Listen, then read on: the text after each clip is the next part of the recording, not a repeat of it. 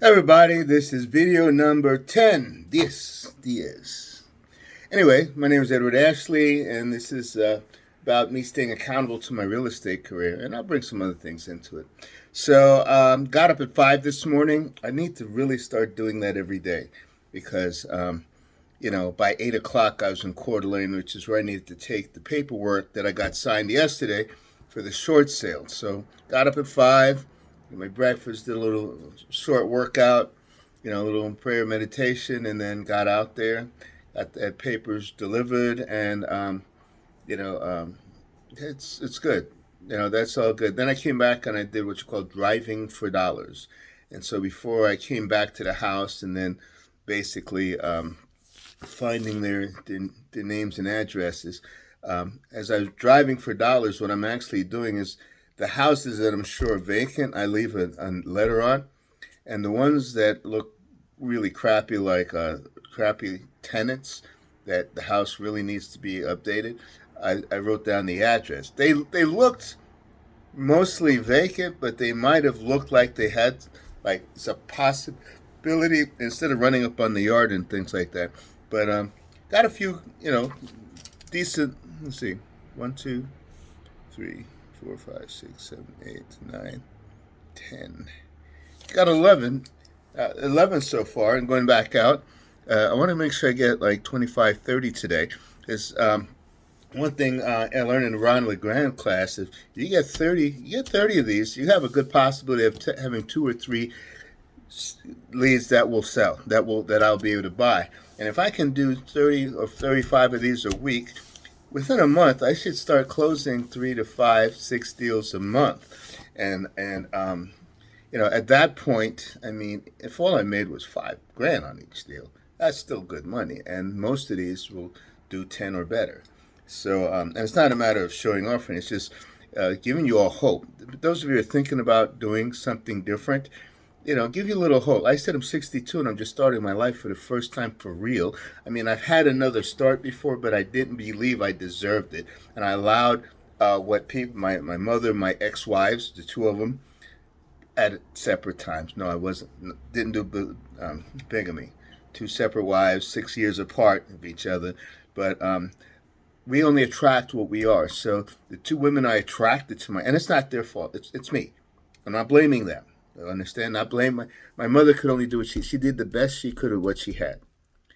But because she didn't see me as being able to go beyond her, then she put her limitations on me, and I fully accepted those limitations. My ex-wife put their limitations on me, and I accepted those limitations. Both ex-wives, and that's my fault.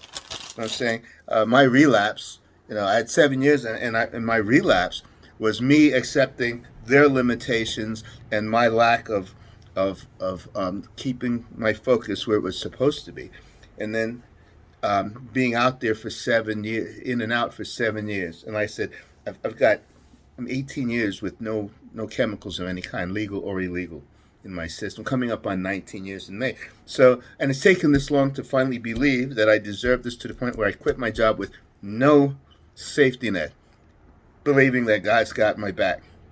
So I know I've got a nice fat tax check coming back, which will take me for another month, and it's like I'm running out of funds. It's like, come on, tax check, come on, and but I've got a friend who's willing to help me as far as a few things, and but that's these things will take care of themselves. So you're going to go through my journey with me, and you get to see my ups and downs. Yes, I believe, because if I just saw an ad. It said, "Would you like to drive this truck?" It's talking about $80,000 a year driving, which is better than what I was doing before, and I can just go back to the oil field and pull $100,000 a year. But then I'm in the oil field and I'm not here. I want to be home. I want to be part of my 12-step recovery group. I want to be part of my spiritual group, my the religious group I'm part of. I want to be available for my daughter, and I want to build a life for myself. I don't want to just be working for the rest of my life.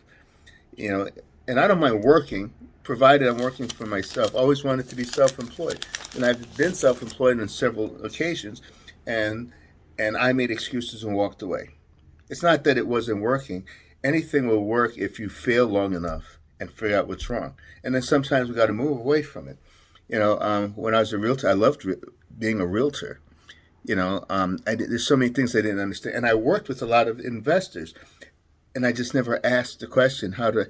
And I was thinking, knowing what I know now, if I just asked then, the thing is, if I'd asked then, I might still be married to that first wife, who didn't understand and didn't get me. You know what I'm saying? So I'm glad things worked the way they worked, because, like I said, I don't have anybody attempting to drag me down. Anytime somebody does, they're out of my life. I live alone. This is my house. Nobody. I don't need anybody dragging me down. And so one of the things I'm learning from some of I watch a lot of YouTube videos, but they're from people like Dean Graziosi and some of these real estate investors like Max Maxwell and Pace Morby, and then people like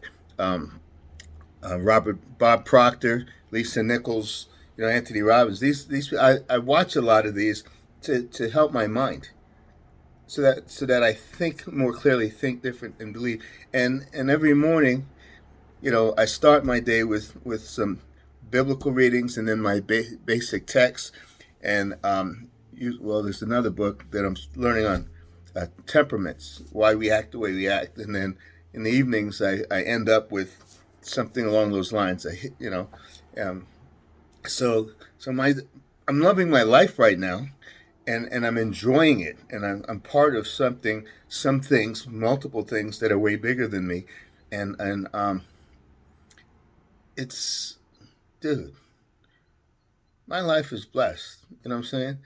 And if you can grasp that what you're capable of doing versus what you're doing is probably way different. That's why I'm doing what I'm doing. I know I'm capable of way more, and I have no idea how much more. And until we push the envelope, we're never going to know. We're never going to. Why not give it a shot? We only have one life. We're not coming back as a caterpillar to become a butterfly. You know what I'm saying? And even if we did, you'd be a caterpillar, come back to a butterfly. It wouldn't be a human. So, we get one life. We get it now. And we need to live our best life. Now, why settle for less than you're capable? And I know, we believe the lies. We were talking about that yesterday. If we have to lie to ourselves, we need to lie to ourselves in such a way that it serves us and it actually becomes the truth. Because the other lies we accept become the truth. Well, why am I a piece of garbage? You're not. But you believe it, so you act like it. My youngest daughter's mother believes she truly believes she's garbage. Now, I must confess, she has a bad habit of not thinking. How's that? Okay. That good? She has a habit of not thinking. There are other terms that I would use for that, but she has a habit of not using the brain. She doesn't think, and she thinks that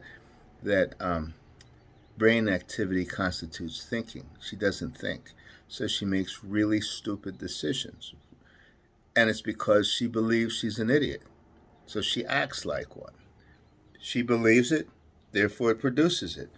Yet she's brilliant and has no idea how, but she won't listen to me. Can't be with her. Yeah, we have a child together. I broke up with her before I even knew she was pregnant. Yeah, my daughter's 17 years old now. She'll be 18 in December. And she knows she's smarter than both of us. She knows she can't pull anything over on me because I catch her all the time. The difference between me and her mom is I remember what I used to do. You know what I'm saying? And I come from a back, growing up in a like middle class home, and going to college and failing out, and then ending up on the streets and getting into criminal life. So I see all the con games that she tries to play. She can't pull anything on me, and because of that, I see the con games, the things that my mother never understood. My father would catch. My mother didn't catch it. It's not because she grew up a good girl in a really strict religious home and never saw the things that I saw, never encountered things I encountered. She assumed because I liked to wear jewelry that I was gay. There's nothing about gay people, but dude, I like women. End of story. And that's been my downfall. So I've stayed single, trying to get a handle on this so that I can find that last woman that I'll spend the rest of my life with. Because I don't need to settle for, and it's not saying anybody's less than, it's where we are here.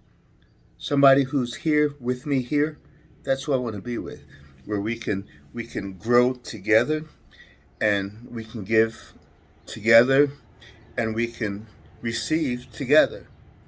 And all of our families, because at my age, anybody I end up with more than likely already has their children, maybe even grandchildren. It's not like we're going to produce more children, but the children from both sides get to benefit from this new union. And being a Jamaican, I'm not relegating it to one color. I would prefer someone who's an islander.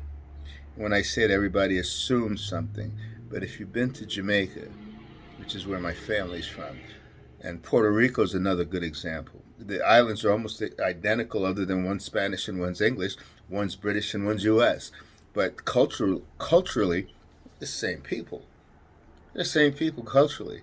So on both islands, we have African, we have Irish, we have Scottish, we have Indian, as in India, Pakistan, as we have Indian, not native Indian. We have native, but those have mostly mixed into the Maroons. So our Tainos or Arawaks or Caribs, they've mixed in a lot. There's not many pure ones of those left. We have Chinese, we have Koreans, Arabs, Jews. I mean everything. And then so what I'm looking for is somebody who mentally and spiritually we're on the same wavelength. The physical will take care of itself. You know what I'm saying? I'm not worried about the sexual component, because that's something that can be learned. So yeah, what I'm working on is, as I'm doing this, and I realize as I take more risk and I do more of what I need to do and make it more habitual, I become a different person. I think it was Zig Ziglar, I believe, said you can't get to where you want to go as you are. You have to become that person. And that's this process. As we go through these failures, it's learning, not just learning what doesn't work, but learning the things that I'm missing. What am I missing? What habits do I need to switch over? There's a lot of bad habits we've acquired, and not saying that they're morally wrong, but, sitting home watching TV. Well, I still sit home and watch TV, but now at night I'm watching things that are enlightening my brain. I'm not just watching the Netflix, right? Which I relegate that now more to Saturday night, and even then, I'm spending 2 hours on some things to do with either how I think or the business itself. And I'm getting more, is that term? Engrossed is one way of putting it. Or, anyway, I'm getting more engrossed. It's becoming more part of me.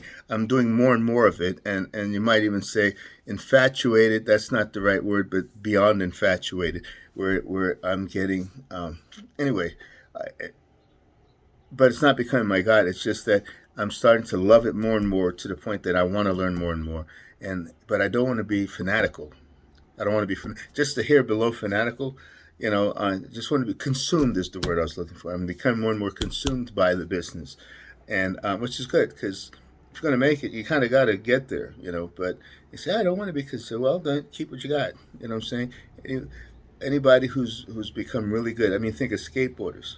Top skateboarders are consumed by they don't do it once in a while. They do it all the time. And so now, as I'm driving around, when I had my wallpaper business, my partner and I would laugh. His wife would laugh at us, because we walk into a building, and the first thing she sees us do is put our hands on the wall and see where the seams are, and look for how well they put the patterns together. Look how they cut them in the corners. How did they meet? In the corners. How did they? When there's the opening in the windows, how did they hide the work so that it looked seamless, to look right? And it's a hard thing, but you get consumed by it when I was a wallpaper. So I'm doing the same thing in real estate, you know. So anyway, thanks for my day. Thanks for keeping me, well, helping me to stay accountable.